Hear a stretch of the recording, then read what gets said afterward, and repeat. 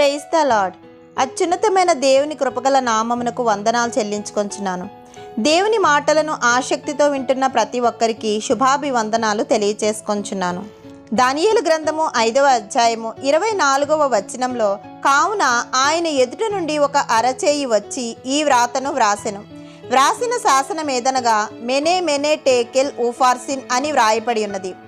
దేవుని వద్ద నుండి వచ్చిన చేవ్రాత గురించి ఈ వీడియోలో వివరంగా ధ్యానించుకుందాం.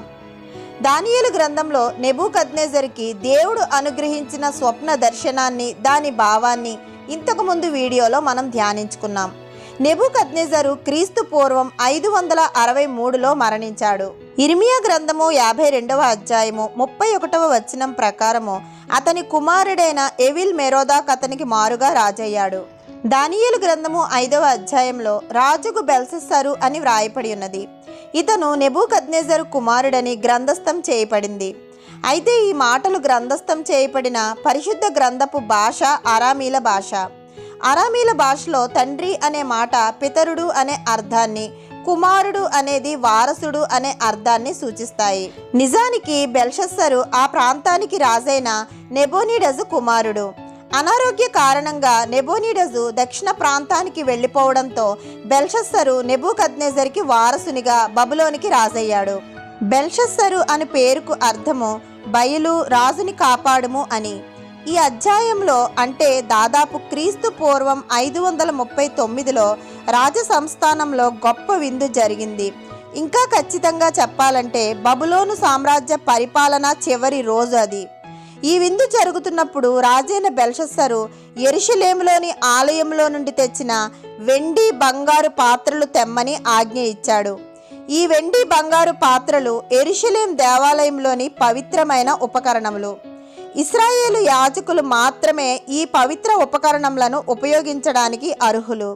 అయితే బెల్షస్సరు, అతని ఆహ్వానితులు ఈ పవిత్రమైన పాత్రల్లో ద్రాక్షారసాన్ని త్రాగుతూ తమ దేవతలకు స్తుతులర్పించారు. ఈ విధంగా నిజ దేవుణ్ణి అవమానపరిచి దేవుని ఆగ్రహానికి వెంటనే గురయ్యారు. ఆ గడియలోనే మానవ హస్తపు వ్రేళ్లు కనపడి గోడ మీద ఏదో రాస్తున్నట్టు కనపడింది. ఈ మాటలు దానియేలు గ్రంథము 5వ అధ్యాయము 5వ వచనంలో మనకి కనపడతాయి. భయకంపితుడైన బెల్షస్సరు తన జ్ఞానుల్ని పిలిపించి ఆ రాతను చదివి దాని భావమును చెప్పిన వారికి తన రాజ్యానికి 3వ అధిపతిగా చేస్తానని చెప్పాడు. అయితే ఆ పని ఎవ్వరి వలన కాలేదు. మాటి మాటికి తమకేమీ చేత కాదని రుజువు అవుతూనే ఉన్నప్పటికీ ఇలాంటి వారికి బబులోనులో గొప్పతనం అంతరించలేదు. చంపుతానని బెదిరించినా, ఉన్నత పదవులు ఇస్తానని ఆశ పెట్టినా ఇలాంటి వారు ఏ విధమైన సత్యాన్ని చెప్పలేరు.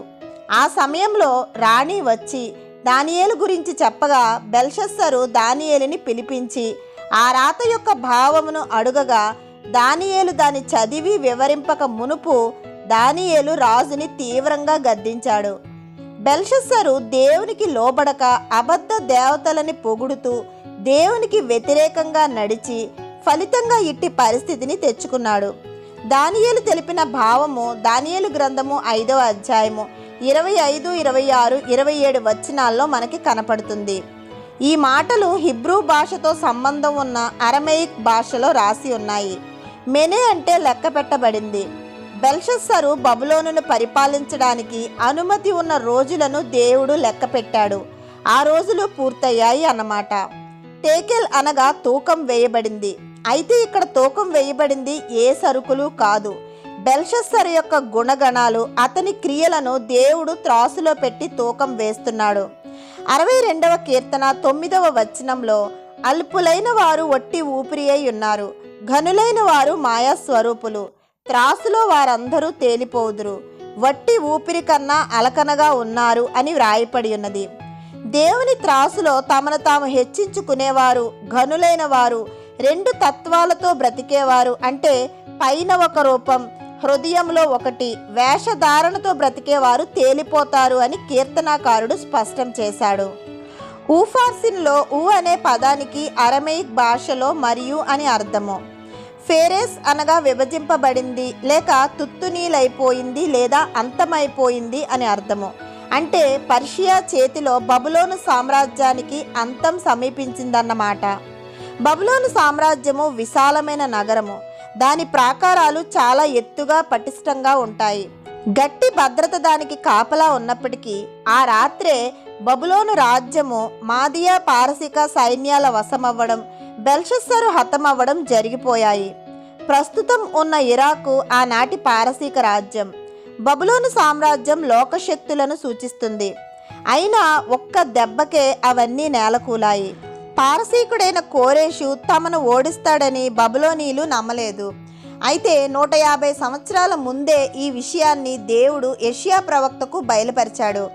యెషయా గ్రంథము 45వ అధ్యాయము 1వ వచనం ప్రకారము, అతని పక్షమున జనములను జయించుటకు నేను అతని కుడి చేతిని పట్టుకొని ఉన్నాను.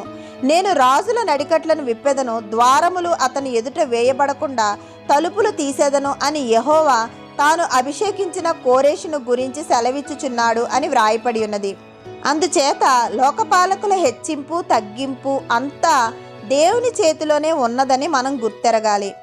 దెస్సలోనికయులకు రాసిన మొదటి పత్రిక 5వ అధ్యాయము 3వ వచనంలో వ్రాయపడినట్టు, నెమ్మదిగా ఉన్నది, భయమేమీ లేదని జనులు చెప్పుకొనుచుండగా బబులోనీల మీదకి వచ్చిన రీతిగానే ఆకస్మికంగా నాశనం సంభవిస్తుంది. మన జీవితంలో కూడా దేవుడు మన దినాలను లెక్క చూచి త్రాసులో వేసే సమయం ఒకటి ఉంటుంది అని మనం ఖచ్చితంగా తెలుసుకోవాలి. సామెతల గ్రంథము 16వ అధ్యాయము 2వ వచనం ప్రకారము, ఒకని నడతలన్నీయు వాని దృష్టికి నిర్దోషములుగా కనపడును, యెహోవా ఆత్మలను పరిశోధించును అని వ్రాయపడి ఉన్నది.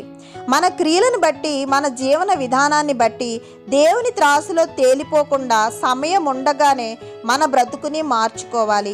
యేసుక్రీస్తు వారి రక్తంలో కడగబడిన ప్రతి విశ్వాసి దేవుని మార్గములో ఆయనకు విధేయులుగా జీవించి నిత్య రాజ్యాన్ని పొందుకొనుటయే మానవ జీవితంలో దేవుని చిత్తమై ఉన్నదని మనం గ్రహించాలి.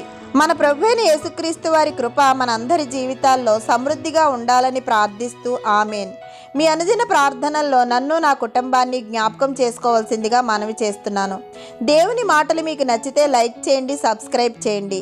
దేవుని మాటలను అనేకులకు షేర్ చేయండి. ఇంకా పరిశుద్ధ గ్రంథంలో అనేక అంశములను గురించి మనం ధ్యానించుకొనుటకు కావలసిన దేవుని కృప నడిపింపుల కొరకు మనందరము ప్రార్థిద్దాం. ఆమేన్.